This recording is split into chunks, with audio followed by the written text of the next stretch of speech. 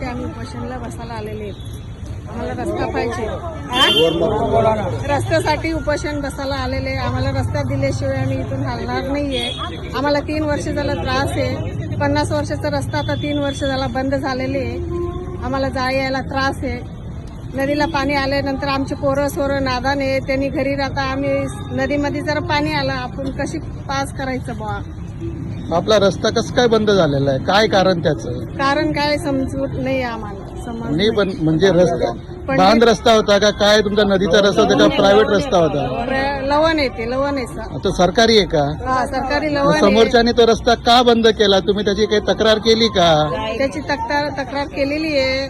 त्यांनी जाऊ देत नाही. तो म्हणते माझा रस्ता आहे, माझं शेत मग आहे. तुमची तक्रार कुठे झालेली आहे? शिंदखेडाला शिंदखेडा. मग तिथे तहसीलदारला तुम्ही भेटलेत का? भेटले ना सर. त्यांनी काय जबाब दिला त्यांनी तुम्हाला? पहिला एकदा दिलं होतं. तारीख आपल्याकडनं लागलेलं होतं. ते म्हटले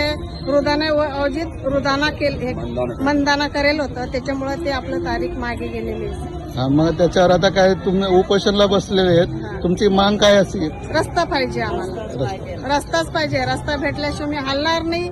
माझी नादान पसार आहे. आमचे सर्व शेतकरी बंधू आहे. आपण नोकरदार नाहीये. आपल्या घरी का सरकारी गव्हर्नमेंटवाला कोणीच नाही. सरकारी सगळे शेतकरी लोक आहेत. त्यांना रस्ता पाहिजे.